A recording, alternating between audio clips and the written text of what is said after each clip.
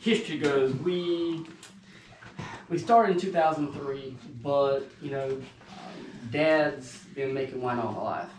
He's had grapes all my life. And if you guys grew up with grapes, you know that normally the trellis system is a Geneva double curtain. So that's, basically there was grapes over here, there was grapes back here, there was grapes everywhere. We had all kind of grapes here. And Dad always made wine from it. When you guys came to the road up here, the home across the road over there was where Dad grew up. And there's a vine behind that house, and that's the vine that my grandmother used to grow grapes and make wine. Because Dad learned how to make wine from my grandmother. But, with making wine the way they did, it was a little bit of this, a little bit of that, and whatever you got. So there's no scientific method. So if you make great wine this year, there's no way you're going to reproduce it next year because one, you use wild yeast. So you didn't use any, yeast strands that you could, manipulate and use for the following year. So, but that's sort of kind of where it started. In the late 90s, early 2000s, you started seeing blips about the North Carolina wine industry. So Dad always talked about doing something with fruit trees or something when he retired. So I told him, I said, maybe we should grow grapes. I said, we already know how to do that. It's not something new. So initially, I was going to do a vineyard.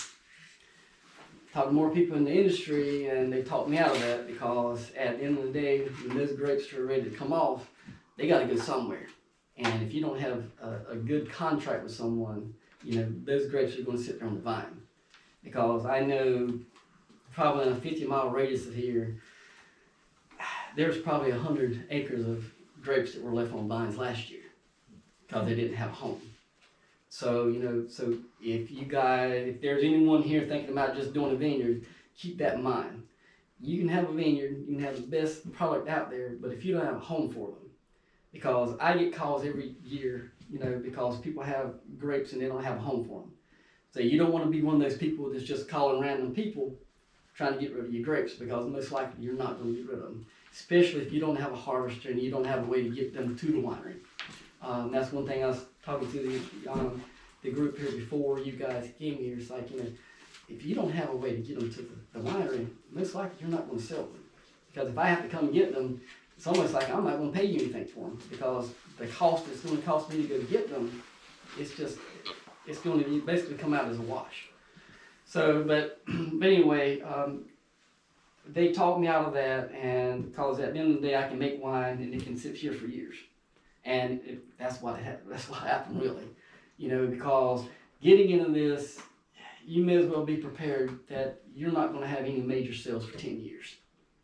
And that's the time you open, not the time you put plants in the ground, but from the time you open. We opened for business back in 2009.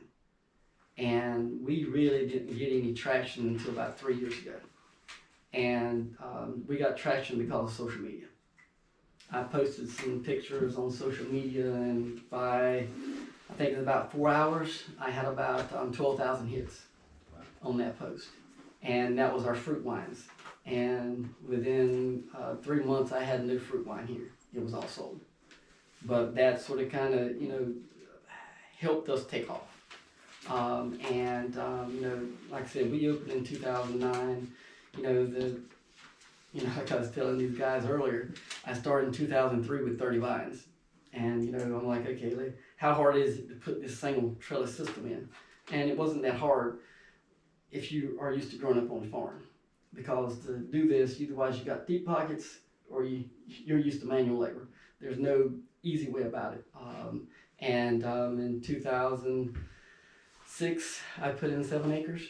And we put it in with masonry string and measuring tapes. There were no lasers, there wasn't anything. It was just, out there with strings and measuring, remeasuring, putting flags down and pulling the flags up and putting posts down and pulling flags up and putting vines down. We've been playing with the vines ever since. And when I take you guys out to the vineyard, I'll show you what not to do. Because you'll see that the vineyard's a mess. The vineyard's a mess because most of my time I'm in here trying to get wine ready to go out the door. Because initially the vineyard looked great. You know, you had these nice rows, you know, it had grass out there. Under the trellis system, it was all nice and clean. Now it looks like a hot mess out there. But I finally got someone in now that's going to help us, especially working with Mark, to make sure we're actually pruning correctly. Because for the longest time it was, oh, we can mechanically prune these and we're going to be fine. Now it's like, no, you need to go back and hand prune. And now, you know, with Amazon out there pulling all these different pruners in there, you can get an electric pruner for about $200.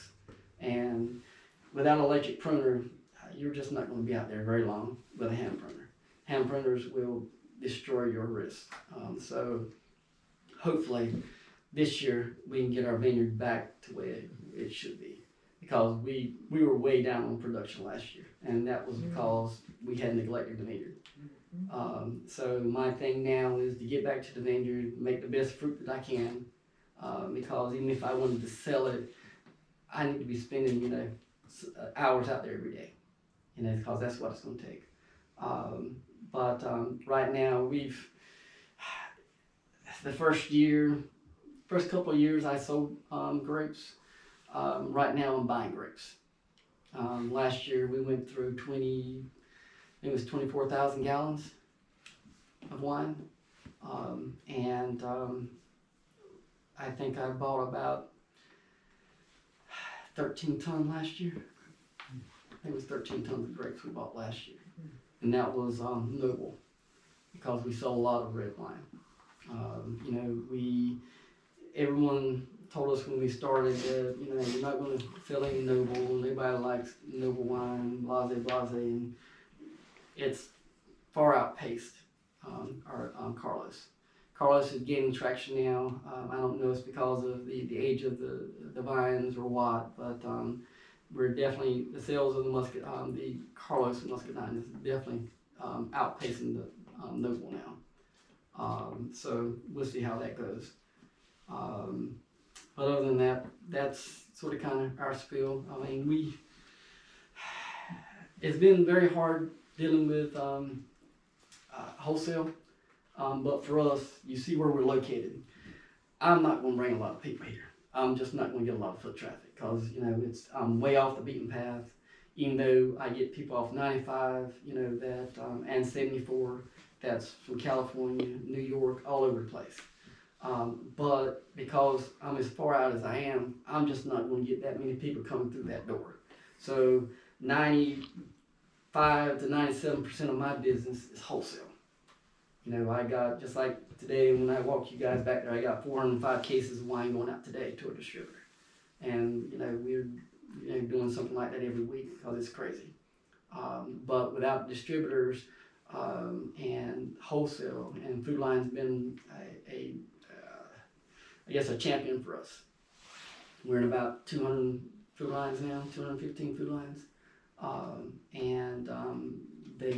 They really made us. If it wasn't for Food Line, I wouldn't be in Walmart. Because I got in Walmart because, you know, if you know anything about food lines, you know, they're all over the place. So, you know, I got a Walmart sitting here and I got food lines all around them, and I got customers going into Walmart saying, why can't I get Locklear wine here? And that's how we got into Walmarts.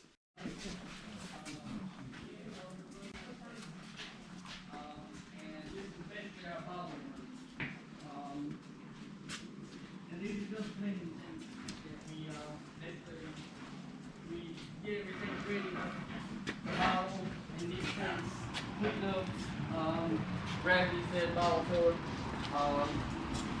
If you got the right person here, they can go about 700 miles an hour. And that corker there, I had to buy this new. I don't know if you guys, who here in going the wine route or the vineyard route? Wine and vineyard. Because we ran into something called Zygosaccharomyces. It's a wild yeast, and that video died for no reason whatsoever. Meaning there's nothing you can put in the wine to get rid of it. All you can do is filter it out. But it will spread and get into everything. So we probably had about 500 cases, and the cork started. Between that and the bottle exploded. So if you couldn't push the cork out, the bottle would explode. So when we had that, I started replacing things. So my last bottle filler is sitting around there. It was used, but with this equipment here, this is the only thing that I bought new. And again, they're only about $1,500. That booger there, it runs off of 3-phase power. Right now, if I had to buy it and get it here, it's about $12,000–13,000. I bought it used for about, I think I paid about $5,800 for it. Just like this labeler here, this thing will do about, supposed to do about 1,500 bottles an hour. We have it down to where it's doing about 800 bottles an hour, and normally we're running through about 6,000, somewhere between 4,000 and 6,000 bottles a week. And this piece of equipment came out of France. And if I had to pay to get it to my door today, it's about $40,000. I wrote a check for the winery that was closing, and I got this thing for $1,700. And you see these pieces of equipment here, I got them because I can't do what I'm doing today. I couldn't do. In other words, even with all y'all helping me, I couldn't get that many bottles out in a week. You just can't. Because there's not enough space, because you'll probably have to set up probably 4 different bottling stations to keep up. Without these pieces of equipment, I just couldn't. I couldn't do what I'm doing today. I don't think you need to apologize for having good equipment. And Nadia, there's that printer sitting right there, and again, I had to figure out. So erecting the building was a whole lot easier and a whole lot faster. I think it looks better, and of course that spray installation. And again, this is another one of those mini splits that I was talking about. That was. That's the one. Boxes of one. Cost me, I think, $1,800. Now you gotta do it to a hole in the wall and hang it on the wall like a picture. So. Locklear And I do have a few Winery. things